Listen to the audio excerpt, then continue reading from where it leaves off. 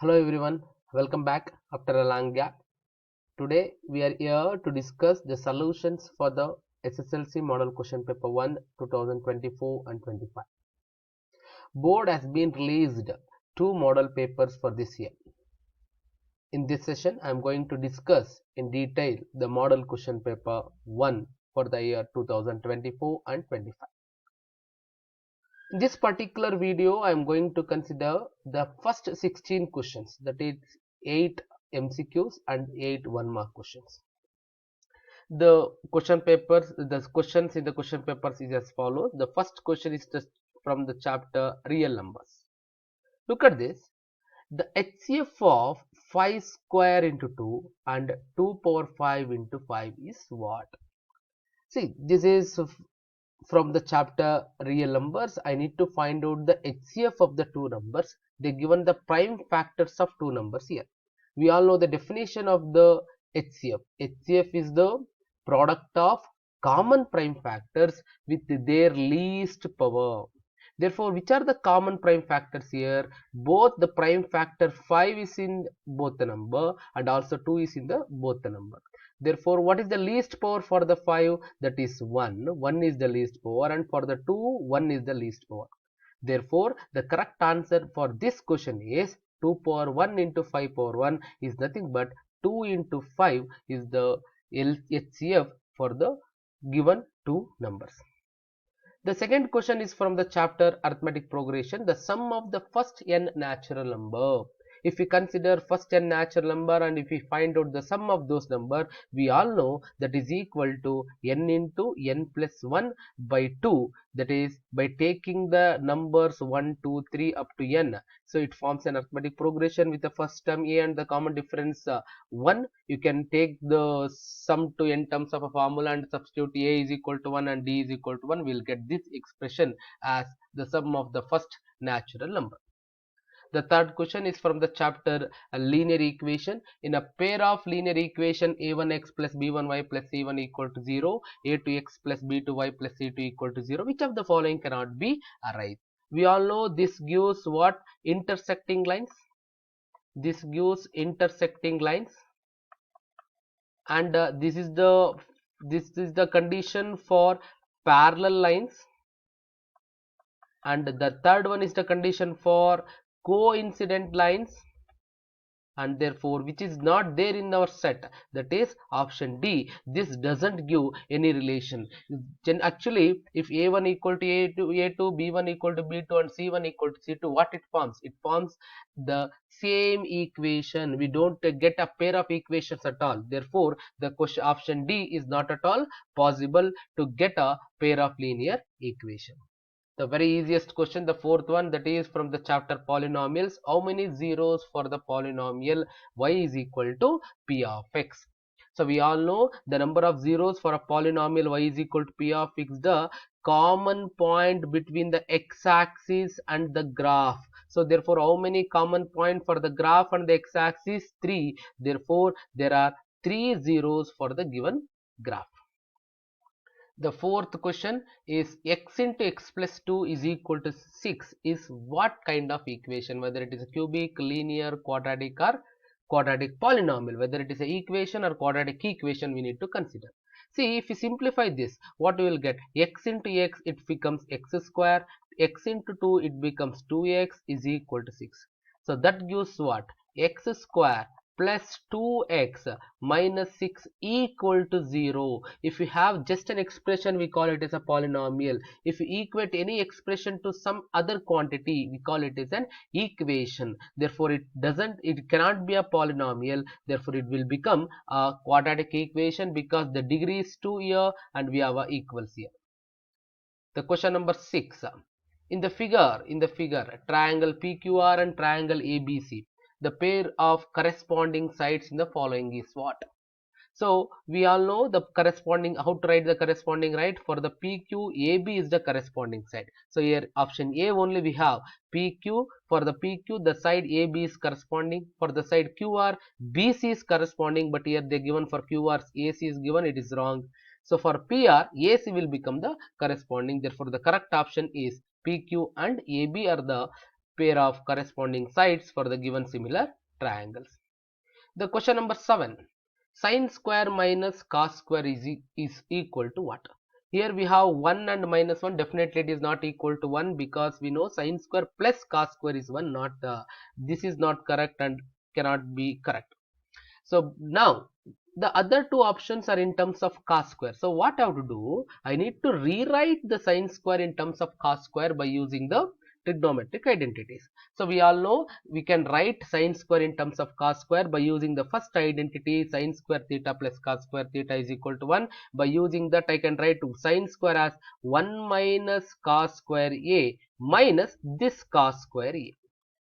So on simplification, this will give 1 minus cos square, it becomes 2 cos square a. So this is the answer for the question number 7. Question number 8. The sum of the probability of all elementary events of a random experiment. We all know elementary events means the events having a single element. So if you take all elementary events and if you find out the probability and if you take the sum, definitely it is equal to probability of the sample space, that is called 1. The question number 9. Find the value of b for the pair of linear equation has infinitely many solutions.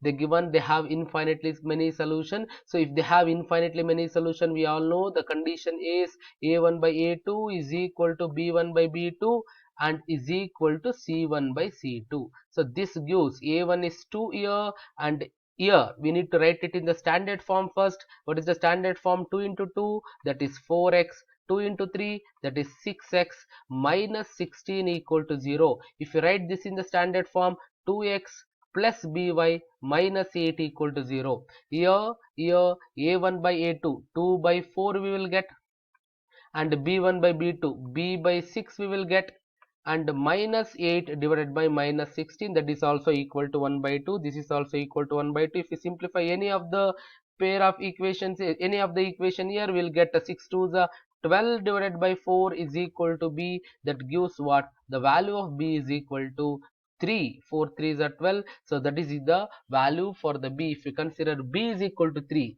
the given pair of equation will give infinitely many solutions. For the question number 11, write the degree. What do you mean by degree of a polynomial? So if you consider any polynomial, the highest power of the variable is called its degree.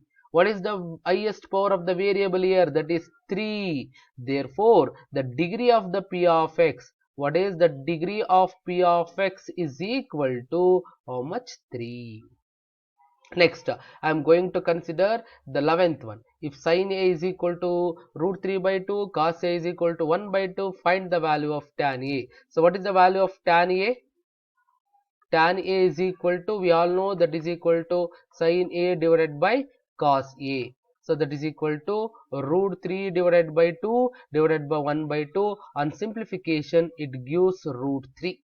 What it gives? It is equal to root 3.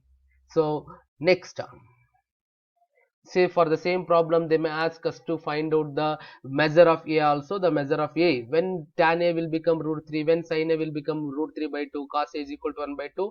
All these are possible only if we consider a is equal to 60 degrees. The question number 12 is write the empirical relation between the three measures of central tendency, mean, median, mode. That is 1 mode plus 2 mean is equal to 3 median. So this is the empirical relation between the measures of central tendency. Now I need to write for the 13th one, I need to write the quadratic equation will represent or which is equivalent to the given equation. So on cross multiplication of this, it gives x into x plus 1 is equal to 3 into 2. On simplification, it gives x square plus x minus 6. By taking this product to the left side, it gives minus 6 equal to 0 is the quadratic equation for the question number 13.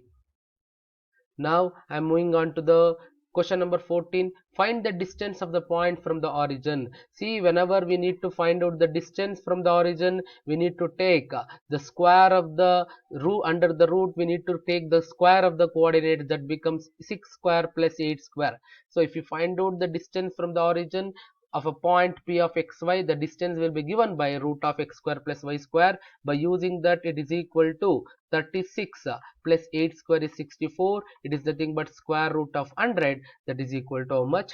10 units is the distance of that point 6, 8 from the origin.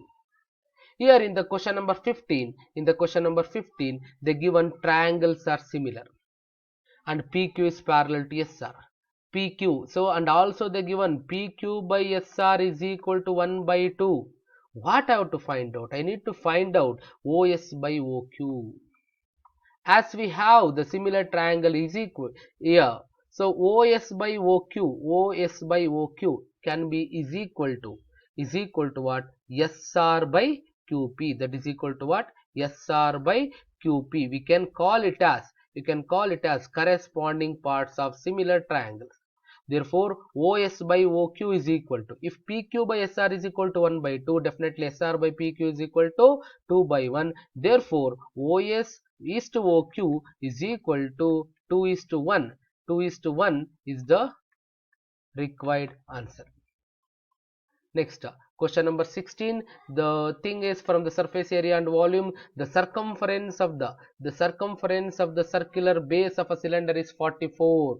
So circumference of the circular base of the cylinder is given and height is given. Find the curved surface area. Boys, we need to remember CSA of cube, cuboid and cylinder is always equal to perimeter of base